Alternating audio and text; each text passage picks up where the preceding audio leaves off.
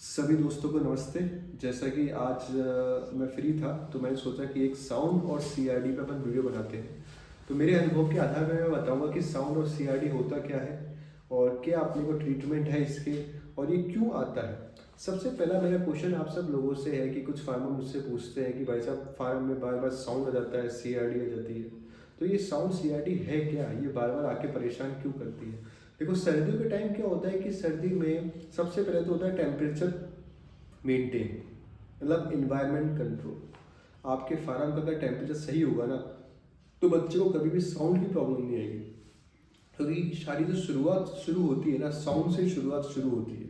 बच्चे में साउंड आती है, खिच खिच की आवाज़ जिसको अपन बोलते हैं, वो शुरू होती है। पहले वो 2-5 बच्चों में शुरू होती है, फिर धीरे धीरे करके 20-30% में दिखेगी, फिर 50% में, फिर 100% में। भाई कफ सिरप से ट्रीटमेंट करते हैं, काढ़ा लगाते हैं, लेकिन कई बार वो ट्रीटमेंट भी फेल हो जाते हैं।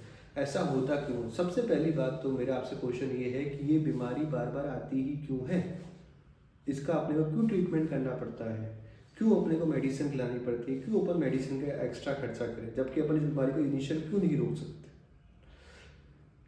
बहुत बार मेरे साथ ऐसा हुआ था कि मेरे फार्म में क्या होता था कि जब भी टेम्परेचर फ्लक्चुएट करता था 10 फ़ारेनहाइट से ऊपर या नीचे, यानी कि सपोज दिन की गर्मी थी, तापमान 95 था, एकदम से बारिश आई, बारिश के साथ ठंडी हवा चलना शुरू हुई। वही दिन के टाइम तो फार्म पे पर्दे खुले रहते हैं। बच्चे को जैसे ही तापमान 95 से एकदम 85 हुआ या 85 से 80 तक चला गया, मतलब 10 से 15 डिग्री फ़ारेनहाइट का जैसे फ्लक्चुएट आता है तो एकदम से मौसम में ठंडक बढ़ जाती है। तो ये जो तापमान का जो परिवर्तन होता है ना, ये साउंड में बहुत ज़्यादा मैटर करता है।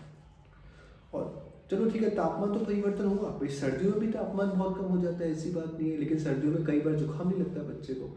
तापमान परिवर्तन से इतना फर्क नहीं पड़ता जितना ज़्यादा फर्क सीधी डायरेक्ट हवा से लगता है। कि जैसे ही तापमान तो परिवर्तन हुआ ही, साथ में तेज ठंडी हवा चली बारिश के साथ साथ, जैसे ही वो ठंडी हवा बच्चे को लगेगी उसमें खिच खिच की आवाज़ आनी शुरू हो जाती है। अब भाई खिच खिच की आवाज़ आ गई, अब अपन करें तो करें क्या।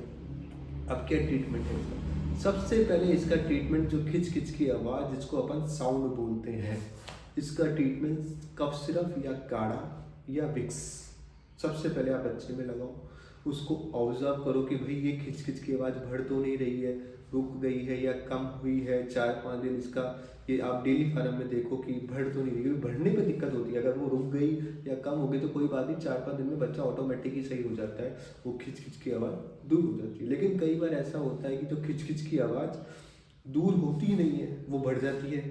भाई जैसे आज 10% में थी, कल मैं फार्म पे गया 40% में मिली, उसके बाद वो नेक्स्ट 80% बच्चों के अंदर मिलती है वो आवाज़। उसके बाद जब ये कफ सिरप से या ऐसे ओरल ट्रीटमेंट से सॉल्व नहीं होता तो उसे एंटीबायोटिक देते हैं।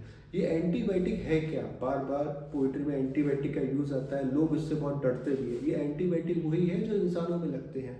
जब इंसान में भी जुकाम या फीवर नहीं खत्म होता है तो लोगों को एंटीबायोटिक लगा के उसका दूर किया जाता है। तो वैसे ही इसका सेम यूज़ पोल्ट्री के अंदर होता है।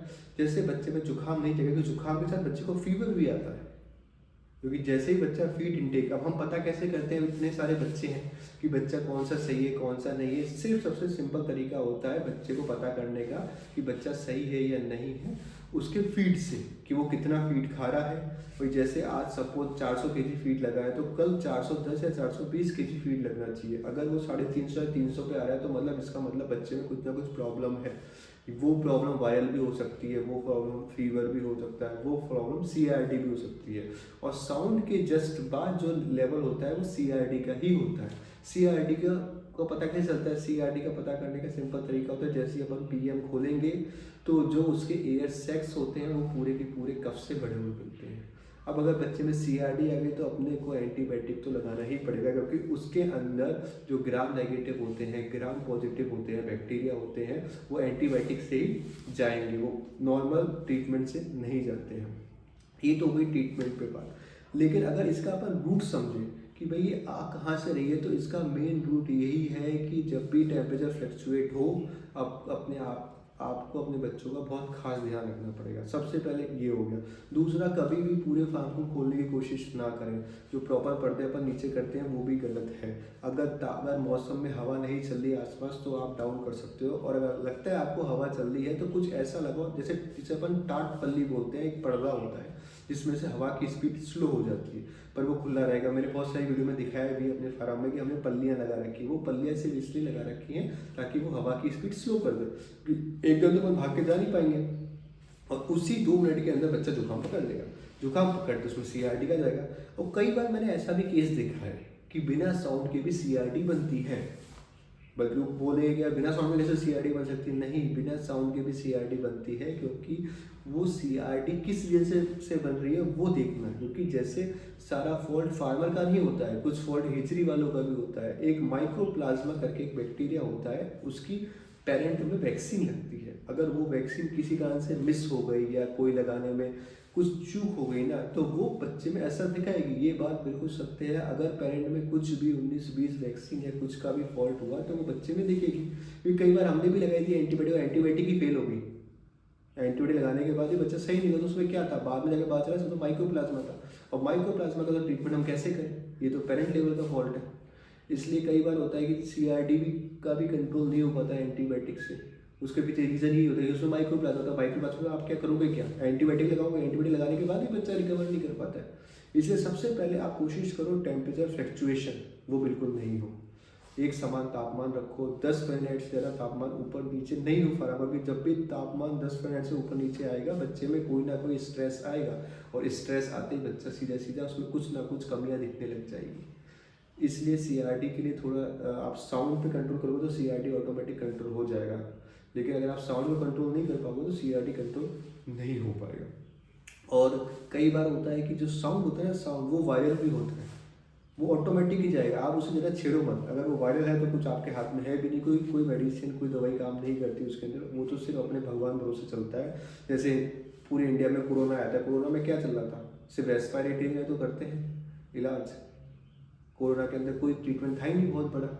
इसलिए वायरल अगर आपको पता चल जाए कि कोई वायरल बहुत सारे तरह के होते हैं, कई छोटे मोटे वायरल भी होते हैं, इनको छेड़ना नहीं चाहिए। क्योंकि ये है तो सही CRD रेस्पिरेटरी डिजीज तो है, पर इसमें कफ जमना और गले का जो ट्रैकिया होती है वो खराब होना, ट्रैकिया में आपको कफ दिखने लग जाएगा। इसलिए CRD सबसे पहले साउंड से आता है, और साउंड के पे आप फोकस करोगे, तापमान फ्लक्चुएट नहीं होने दोगे फार्म का, तो आपके फार्म में ये सब प्रॉब्लम नहीं है। धन्यवाद।